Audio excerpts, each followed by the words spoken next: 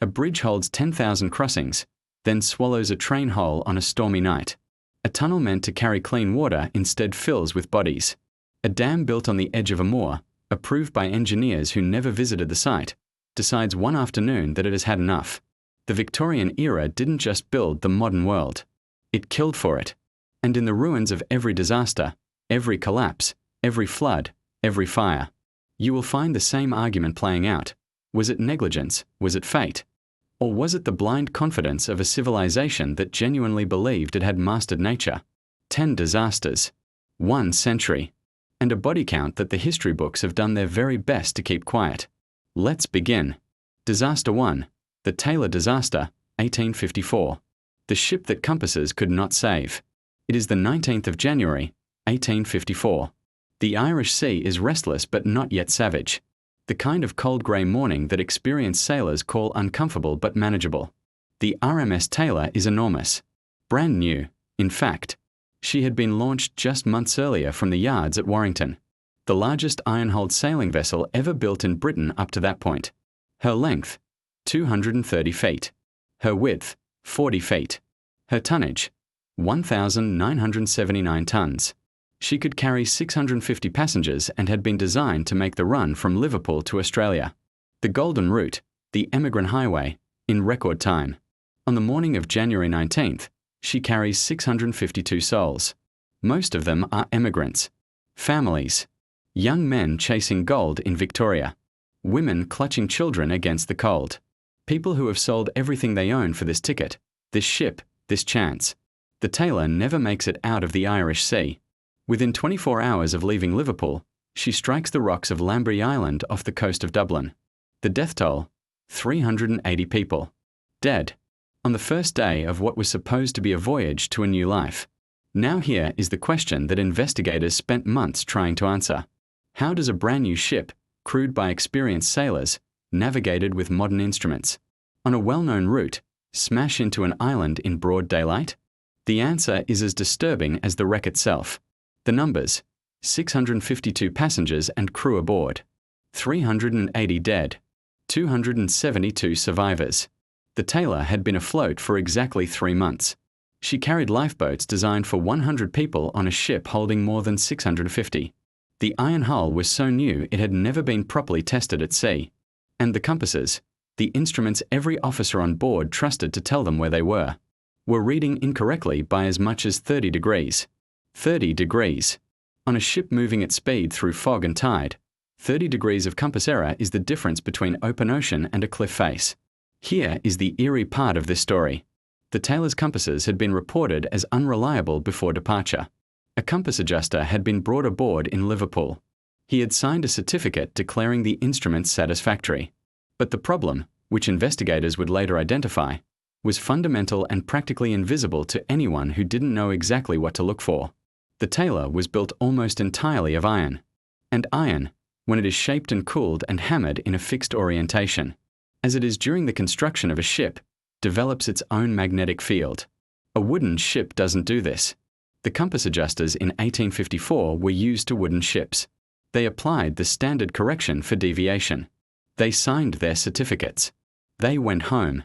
And the ship, which had its own invisible magnetic personality, built into every rivet and frame, quietly misled every officer on the bridge for the entire voyage. The captain, John Noble, was experienced. The crew were not. Many had been hired days before departure. Some could not even understand each other's languages. When the rocks appeared in the fog, there was no time. The anchors were dropped but the chains snapped. The ship was driven broadside against the cliff. The women and children below decks had no time to get up. The ropes lowered from the deck were slick with rain and ice. Survivors reported watching people lose their grip one after another and fall into the churning water. One lifeboat was launched successfully. The official inquiry blamed the captain. Noble was censured for poor seamanship. Most historians today disagree. Noble was working with instruments he had no reason not to trust, leading a crew that had barely had time to learn each other's names. On a ship whose iron-induced magnetic anomaly was nobody's fault in particular and everybody's failure to fully understand.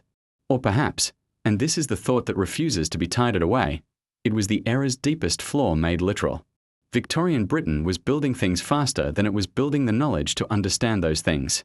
The Tayleur was the largest iron sailing ship of her time. She was also launched into service before anyone had truly solved the problem she represented. The compass did not lie. It simply told the truth about a world the shipbuilders hadn't finished learning. Disaster 2. The Great Sheffield Flood, 1864. The dam that engineers never visited. It is the 11th of March, 1864. In Sheffield, already one of the most important steel towns in Britain, night has fallen. The city's working people are asleep. The streets are quiet for perhaps the only hour they ever are.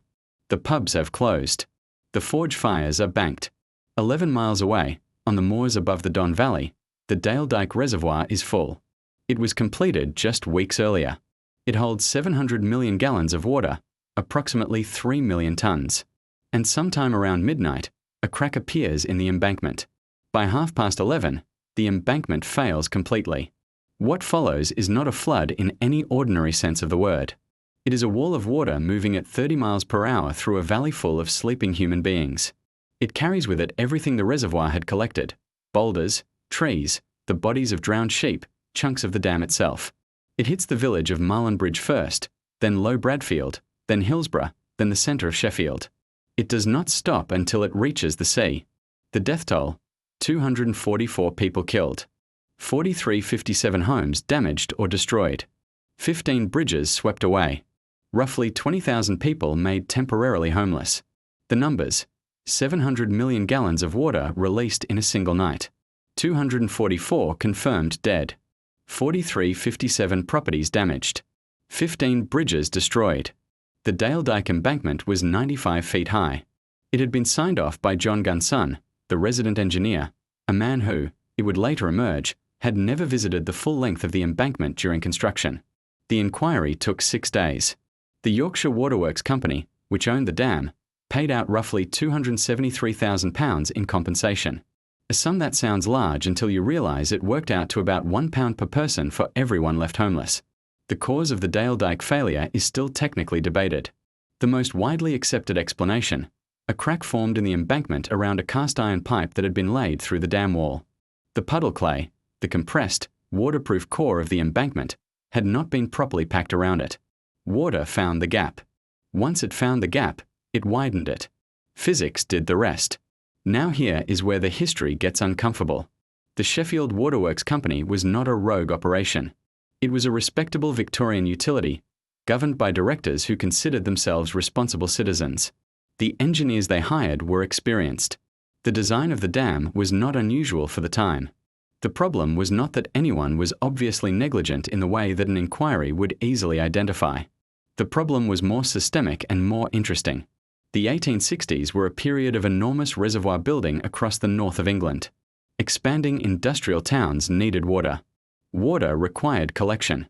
Reservoirs required embankments. Embankments required engineers. But there were more embankments being built than there were truly expert engineers to build them, and the supervision of construction, the day-to-day watching to ensure the plans were being followed, was often thin, informal, or simply absent. Nobody stood over the navvies packing the puddle clay around the pipe at Dale Dyke and checked their work with sufficient care. Nobody had to. There was no law that required it. The Victorian state's relationship to infrastructure safety was, in 1864, essentially, build it, open it, and if it kills people, hold an inquiry. The inquiry into Dale Dyke did not result in criminal charges. It resulted in a report. The report made recommendations. Some were followed. Many were not. The next major dam failure in Britain would not occur for another century, largely because the Dale Dyke disaster did eventually, slowly, force better practice. But 244 people had to drown in their beds first. The legend, of course, has its own version. Sheffield people told stories for decades about the night the valley screamed, about lights seen moving on the moors before the flood, about animals refusing to drink from the Don for weeks afterward, about a shepherd who claimed to have heard the dam cracking hours before it failed and who ran to warn the Waterworks Company and was turned away at the gate. Was he turned away? The records are incomplete. The Waterworks Company denied it. Make of that what you will. Disaster 3. The Abergele Rail Crash, 1868. 33 seconds and 33 dead. The Irish Mail was one of the great prestige routes of Victorian Britain. London to Holyhead, where passengers would board the ferry to Dublin. It ran on time. It ran with pride. On the 20th of August, 1868, it was running on schedule through the coastal town of Abergele in North Wales when it struck something that should not have been on the track. Petroleum barrels. Rolling loose down a gentle gradient. Runaway wagons from a goods train that had been left unsecured by its shunting crew. The wagons had been accidentally released and were now moving, silently, gathering speed on the incline, directly into the path of the oncoming express. There were no brakes strong enough to stop an express train in time. The collision occurred at approximately 40 miles per hour. The petroleum barrels ruptured. The fire that followed was so intense, so sudden and so complete, that when it was over, there was almost nothing left of the front carriages. Not luggage. Not bodies in any recognizable form. Not even, in some cases, the metal fittings. 33 people died. Most of them were unidentifiable. The coroner's inquest struggled with the simple procedural question of how to formally record deaths when there were not enough remains to confirm identities with certainty. The numbers. The Irish Mail was travelling at approximately 40 miles per hour at the point of impact. The fire reached temperatures hot enough to melt iron fittings. Conservative estimates put it above 1,000 degrees Celsius. 33 people died. The entire tragedy from collision to uncontrollable inferno took an estimated 33 seconds. The wagons had been left unsecured on a gradient of 1 in 147, shallow enough that the shunting crew apparently judged the handbrake sufficient. They were not. The Board of Trade Inquiry was damning about the operating procedures of the London and North Western Railway at Abergele. The shunting crew had failed to properly secure the wagons. The station's operating procedures gave them no clear guidance on the correct gradient at which a handbrake was sufficient.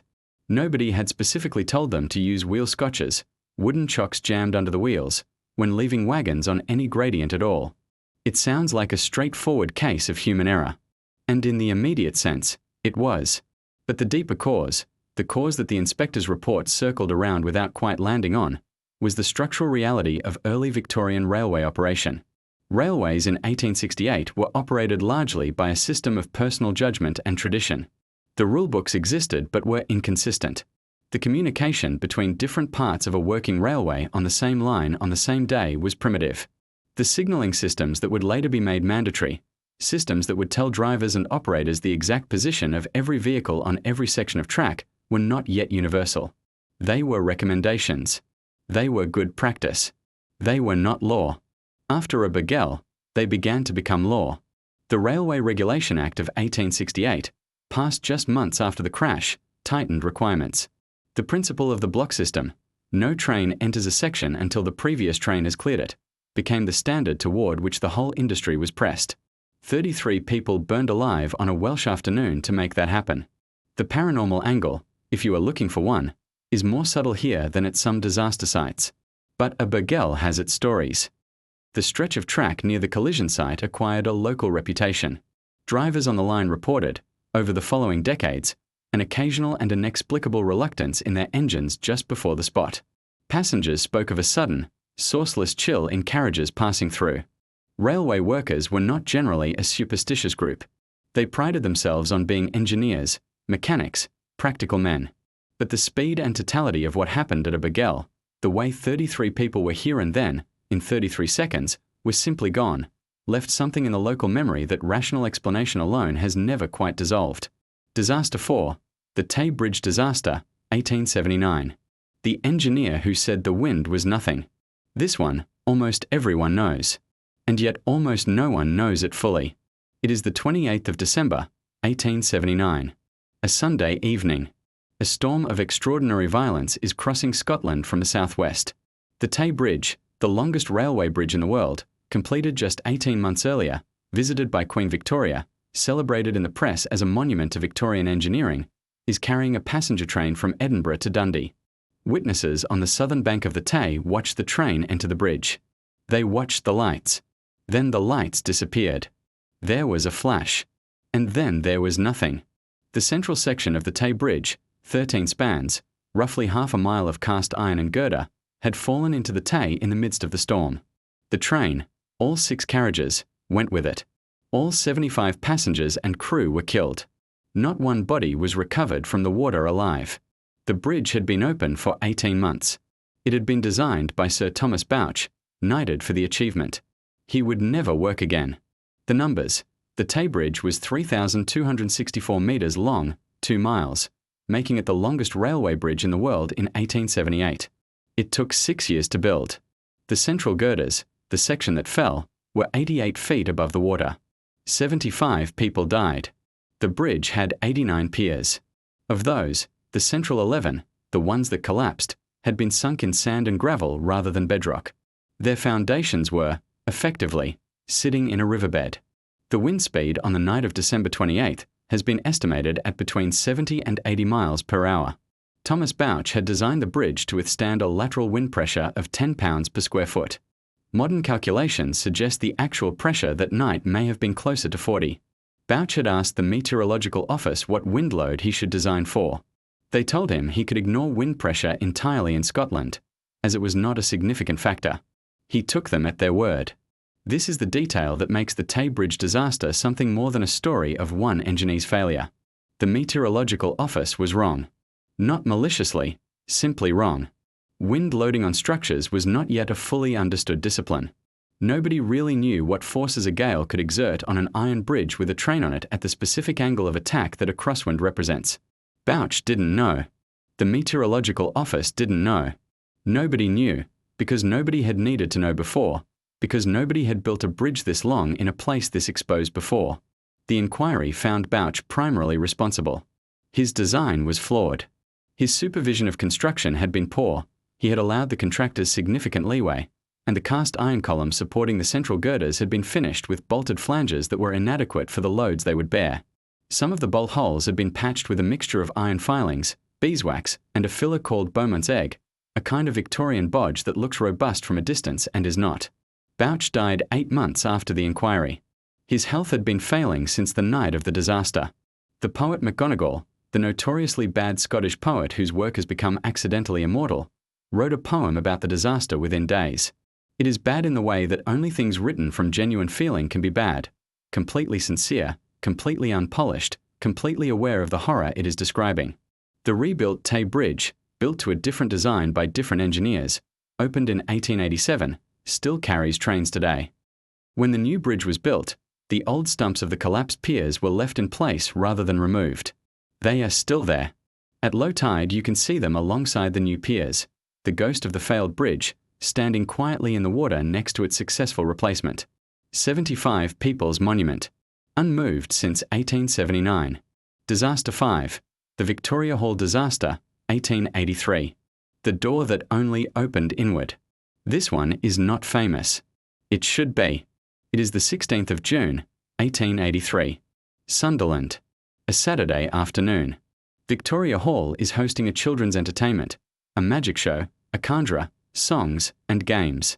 The audience is approximately 2,000 children, many of them from working-class families who have been given free tickets. At the end of the show, the performers announce that prizes are being given out at the front of the stage. Children who have a particular mark on their ticket should come down to collect a gift. The children in the upper gallery, hundreds of them, surge toward the stairs. At the bottom of the stairs there is a door. The door is bolted on one side. It can only open to allow a single child through at a time. The crowd of children pressing from behind is enormous. The children at the front cannot move backward against the pressure. They cannot move forward because the door is bolted. They are crushed. 183 children died. The oldest was 11. The youngest was 3. The numbers, approximately 2,000 children, were in Victoria Hall that afternoon. 183 were killed in the crush. The door at the bottom of the stairs had been bolted by an usher to prevent ticket fraud, to ensure only ticketed children descended. The door could not be opened from the inside by the children pressing against it. It opened outward, or inward.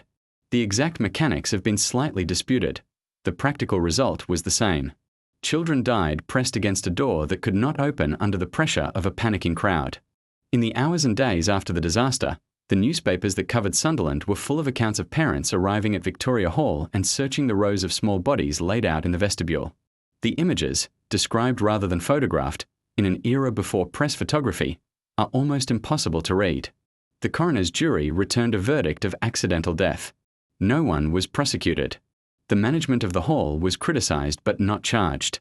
The performer who had announced the prizes, a Mr. Fay, a conjurer, was not responsible in any legal sense for what had been, in his mind, a generous gesture at the end of a successful show. And yet 183 children were dead. What came from the Victoria Hall disaster, slowly, imperfectly, but genuinely, was the beginning of modern public safety law governing places of entertainment. The idea that exit doors in public buildings must open outward, must open easily, must be sufficient in number for the capacity of the building. This idea became law in Britain partly because of what happened in Sunderland in 1883. If you have ever pushed open a fire exit bar, that familiar crash bar, the horizontal metal rod across any fire door in any public building, you are interacting with a design principle that was made law by disasters like Victoria Hall. The Sunderland children died, in the most direct sense, because a door was bolted and because no one had thought carefully about what happens when 200 children hit a bottleneck in a panic. The Victoria Hall was eventually demolished. A plaque was placed. For many years it was one of the most visited locations in Sunderland, not by tourists, but by local families. Sunderland remembered. Britain, by and large, forgot. There is a quality to the Victoria Hall disaster that sets it apart from the other catastrophes in this list. It is not spectacular in the visual sense. No collapsing bridge, no wall of water. It is simply children pressing forward to collect their prizes, and a door that would not open. That ordinariness, that sense of a disaster that began with something as cheerful and unremarkable as a children's magic show, is perhaps why it has never acquired the dramatic legend of the Tay Bridge or Dale Dyke. But it should be remembered. 183 children. The oldest was 11. Disaster 6. The Armagh Rail Disaster, 1889. The train that ran on gravity and hope. The 12th of June, 1889. Armagh, Ireland, which in 1889 is part of the United Kingdom of Great Britain and Ireland. A Sunday school excursion. Children, teachers, parents, all boarding a train for a day trip to the seaside at Warrenpoint. The train is heavily loaded. More than 940 people packed into carriages for what should be a festive, uncomplicated summer outing. The train sets off. It climbs a steep gradient out of Armagh. Somewhere on the incline, the engine driver realizes his locomotive is not powerful enough. The train has stalled on the hill. There is a decision to be made: abandon the excursion or split the train. The decision is made to split. The rear 10 carriages, packed with children and their teachers, are uncoupled from the rest of the train. The intention is that the front portion will reach the summit, then the locomotive will return to collect the rear section. To prevent the rear carriages from rolling back down the hill while they wait, a handful of stones are placed against the wheels. The stones are not enough. The rear section begins to roll. It gathers speed on the gradient. A second train, an express following on the same line, is just behind. It strikes the runaway carriages at a combined speed that some estimates place at over 40 miles per hour. 80 people died. More than 260 were injured. The majority of the dead were children. The numbers: 940 plus passengers on the excursion train, 80 killed, 260 plus injured. The gradient on which the train stalled was approximately 1 in 75, steep by the standards of a heavily loaded passenger service. The rear section of the train ran back approximately half a mile before the collision. The express train behind it had no warning. The single-track Armagh line had no block signalling system in operation that day. After the disaster, Parliament passed the Regulation of Railways Act 1889 within months, the act that finally made automatic continuous brakes, block signalling, and interlocking points and signals compulsory on all British passenger lines. The Armagh crash is one of the most important railway disasters in British history, not because of its death toll, though that is terrible, but because of what it forced. Every one of those safety requirements had been recommended, proposed, discussed, argued over, and postponed for years before Armagh. The railway companies resisted the cost. Parliament did not push. And then 80 people died on a sunny Sunday morning in Ireland, and suddenly the cost of not acting was obvious to everyone. There is a pattern here that runs through Victorian disaster history like a thread. The technology arrives. The risks are identified, at least in part, by engineers and inspectors who write reports. The reports are read. The recommendations are noted. And then, nothing. Because change costs money. Because the railway companies are powerful. Because the next disaster has not happened yet. Because inertia is the natural state of institutions. And then the next disaster happens. The fireman who had placed the stones against the wheels of the rear carriages, the young man on whom part of the immediate blame fell, never recovered. He was not prosecuted. He lived for decades afterward in the shadow of what happened on that hill. Whether the decision to split the train should have been made at all, whether the guard's handbrake should have held, whether the whole system was so fundamentally unfit for this kind of operation that individual blame is almost meaningless, these questions have occupied historians ever since. What is not debatable is the outcome. Armagh changed British railway law permanently. It is the reason that when you board any British train today, the brakes work automatically if any coupling fails. It is the reason that the system defaults to safety rather than movement. 80 children and adults on a summer outing made it so. Disaster 7. The Colliery Disasters, Hartley Pit, 1862. The men who could not be reached. There is a particular quality of horror to the Hartley Pit disaster that sets it apart from every other Victorian catastrophe. The men did not die quickly. They did not die in a single violent moment. They waited. They knew they were waiting. The surface knew they were waiting. And there was almost nothing anyone could do. The date is the 16th of January, 1862. Hartley Colliery in Northumberland. At around 10 in the morning, the enormous iron beam of the pit's pumping engine, a single piece of cast iron weighing more than 40 tons, breaks. It falls. Half of it drops directly into the mine shaft. The shaft at Hartley was, by the standards of the time, unusually narrow, only about 12 feet wide.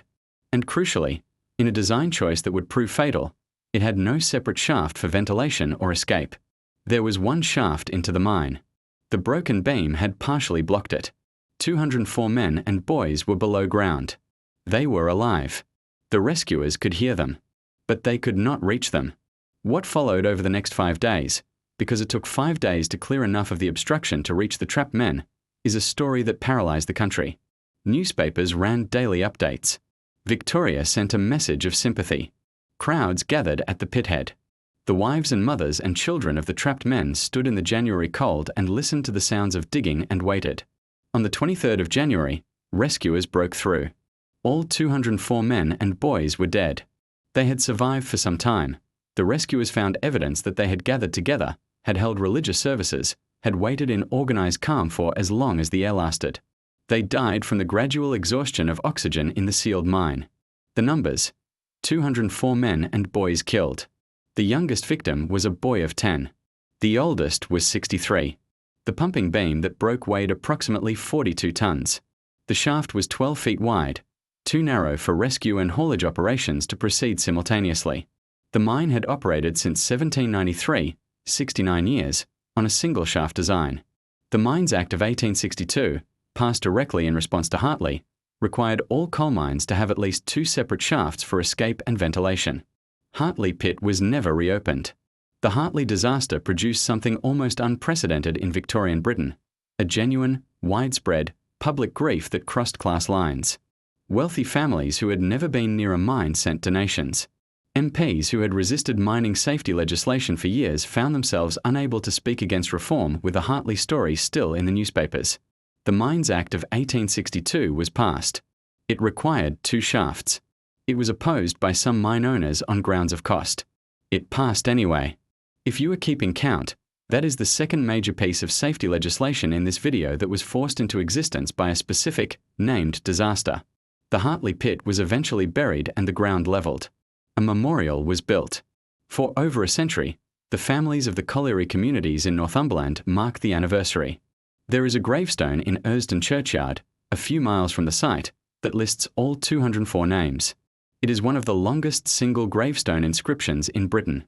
The story told in the mining communities of Northumberland for generations afterward is not about negligence, exactly, or about capitalism, exactly, though it is about both. It is about the 5 days. About what it means to be able to hear the people you love through a mile of rock and not be able to reach them. About the moment the rescuers finally broke through and found them all together, as though they had simply decided to wait there, side by side. Whether there is comfort in that image or additional horror, each person must decide for themselves. Disaster 8. The Regent's Park Skating Disaster, 1867. The ice that looks safe.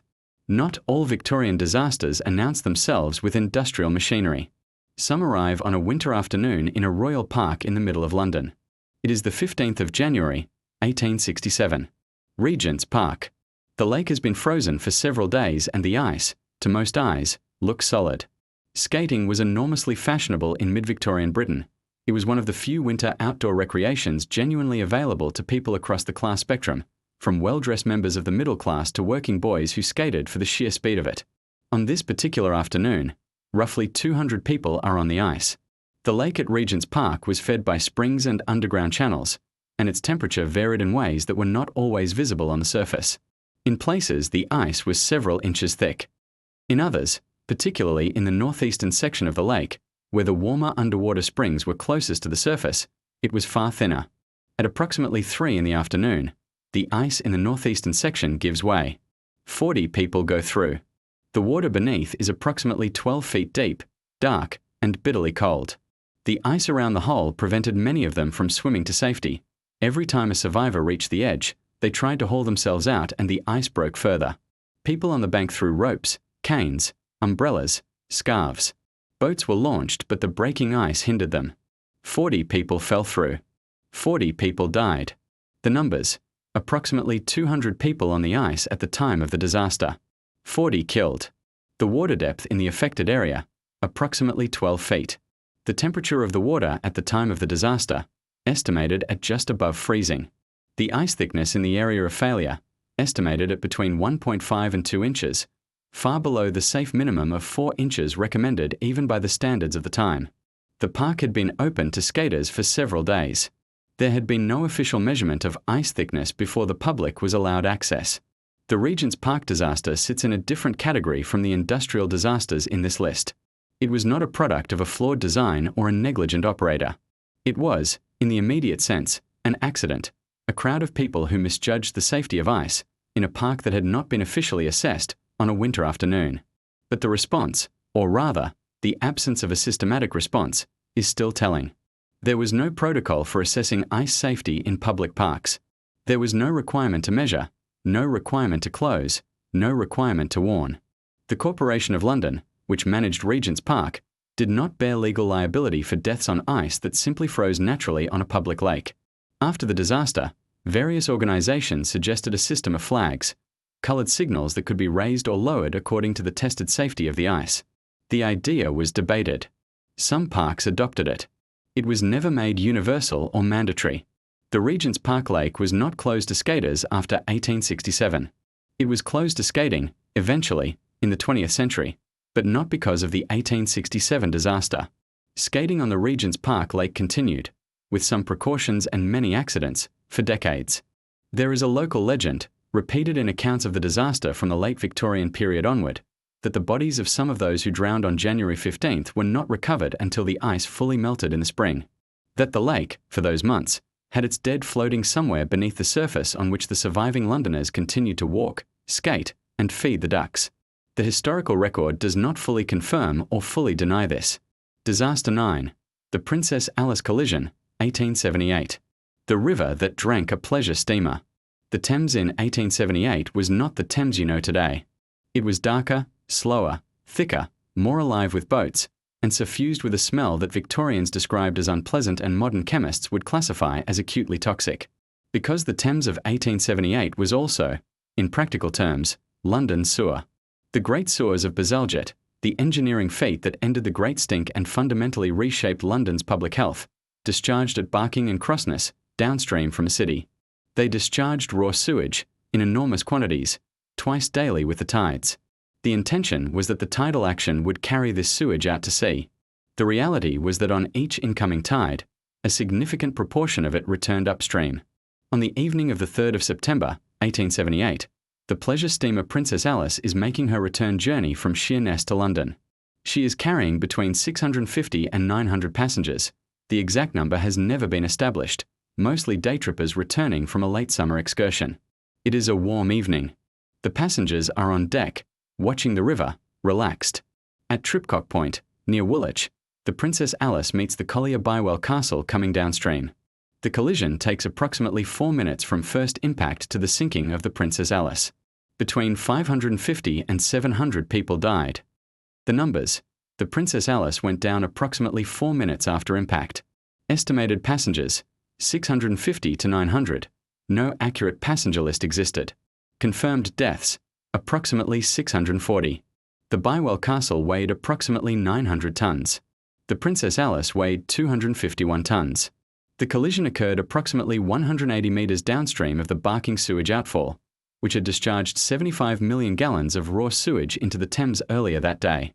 The water temperature that evening, approximately 16 degrees Celsius. The survivors who were pulled from the water reported that the Thames tasted of raw sewage. The postmortems on many victims found that their deaths were accelerated, or in some cases directly caused, not by drowning but by immersion in water that was effectively a dilute solution of human waste. The Princess Alice disaster is the deadliest peacetime maritime disaster in British history. It is less famous than the Tay Bridge collapse or the Titanic, a fact that reflects, perhaps honestly, the way Victorian society sorted its disasters by victim class. The passengers on the Princess Alice were day trippers. Working people, clerks, artisans, small shopkeepers and their families, taking the cheap river excursion that was one of the few pleasures easily affordable to London's lower middle and working classes. They were not aristocrats. They were not the kind of people whose deaths made parliamentary speeches. They were, in the cold calculation of Victorian press coverage, the kind of people whose disasters were reported sympathetically but not long. The inquiry found that the Princess Alice's captain had turned at an awkward angle and that both ships bore some responsibility. The Bywell Castle, larger and less manoeuvrable, had sounded her whistle. The rules of river navigation were ambiguous on the specific question of who should give way to whom in the exact situation at Tripcock Point. The navigation rules were subsequently revised. And the sewage outfall continued. Bazalgette sewers continued to discharge at Barking and Crossness. The Thames remained toxic for another generation. There is a ghost story associated with the Princess Alice, predictably, given the scale of the death and the particular, intimate horror of a sinking in the dark within sight of the London shore. Local watermen told stories for years afterward of lights seen moving on the river near Tripcock Point at night, of sounds heard from the water that resembled singing, the kind of singing, specifically, that might come from 700 Londoners enjoying an evening on a pleasure steamer on a warm summer night. Perhaps. Or perhaps the river simply carried sound in unexpected ways. Perhaps the ears of grieving people heard what they needed to hear. The Princess Alice's bell was recovered from the riverbed. It is in a museum in London. It has not been rung since 1878. Disaster 10. The Holmfirth Flood, 1852. The town that was erased and built again. We end not in a city, not on a river, not on a railway line, but in a valley in the West Riding of Yorkshire. A valley that had made itself prosperous and ordinary and quietly proud in the way of northern mill towns, and that was, on the morning of the 5th of February, 1852, unmade in under an hour. Holmfirth is a small town in a deep valley where the River Holme runs.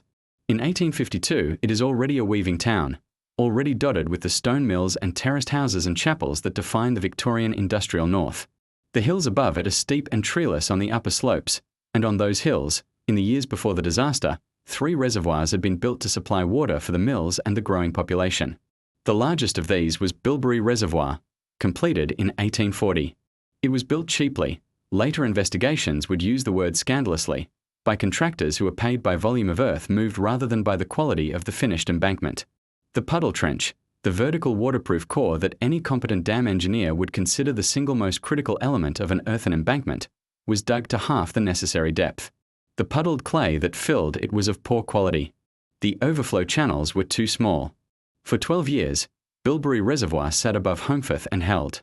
Then on the night of the 4th of February, 1852, heavy rain began to fall. By 1 in the morning of the 5th, the reservoir was overtopping its embankment.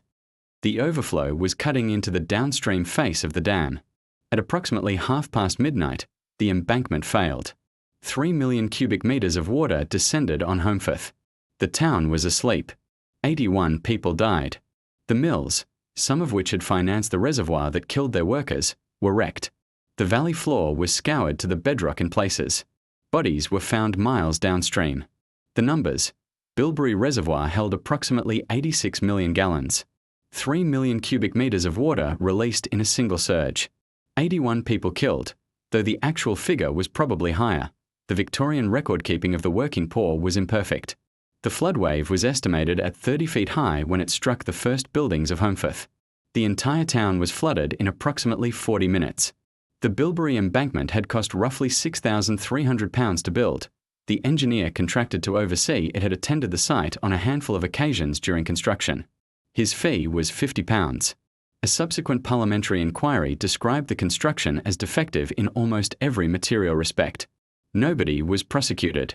The Water Act of 1852, passed partly in response to Holmfirth and partly to the broader concerns about reservoir safety in industrial Britain, required reservoirs over a certain size to be inspected by a panel of engineers.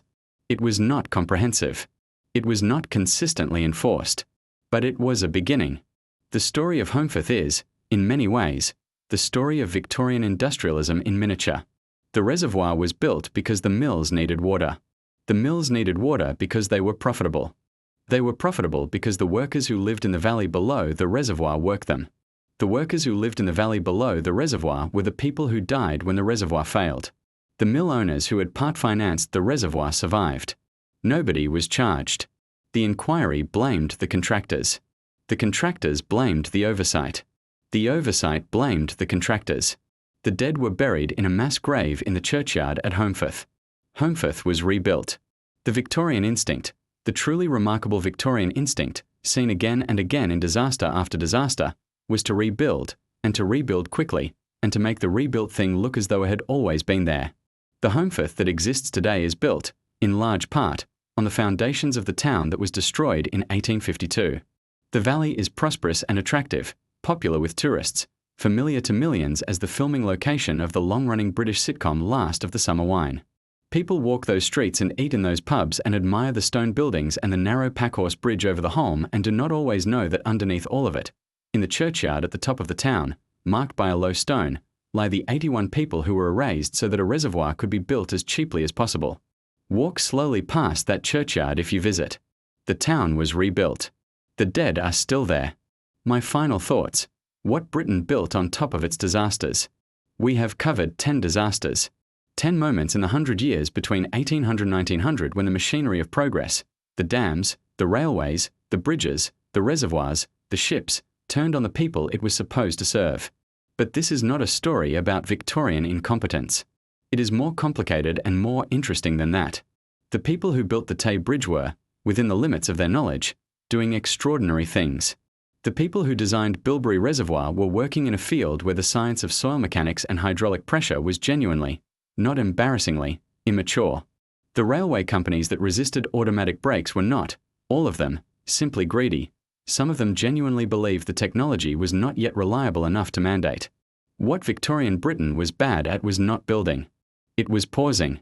The speed of industrialization, the sheer momentum of a society transforming itself from agricultural to industrial in the space of 2 or 3 generations, meant that knowledge was always running slightly behind practice. Things were built before the science to understand them was complete. Systems were operated before the regulatory frameworks to govern them existed. And when the disasters came, as they came, again and again, with a regularity that now seems almost inevitable, the response was the same. An inquiry, a report, a recommendation, resistance from industry, parliamentary debate, and then, eventually, slowly, law. Every major piece of safety legislation in Victorian Britain has, somewhere in its ancestry, a list of the dead. The Mines Act of 1862, 204 names from Hartley. The Railway Regulation Act of 1889, 80 names from Armagh. The Early Building Regulations governing places of public entertainment, 183 names from Sunderland. The rules about exit doors that open outward, 183 children. This is not a comfortable way to make progress. It is also, historically speaking, how almost all safety progress has been made. The question that the Victorian era puts to us, the question that every disaster in this video puts to us, is, what was knowable and when?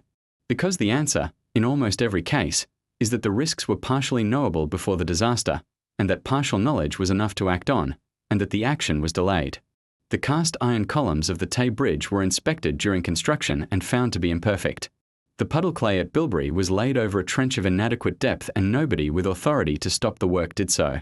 The Princess Alice sailed through water that was known to be polluted, in a river whose navigation rules were known to be ambiguous, with no passenger list and no life-saving equipment adequate for her numbers. They knew. They knew enough. They did not act. And if that sounds familiar, If that has a contemporary resonance that this channel is too careful to make explicit but not too careful to gesture toward, that is perhaps because the relationship between industrial progress, partial knowledge, regulatory delay, and preventable mass death is not a Victorian peculiarity. It is a human one.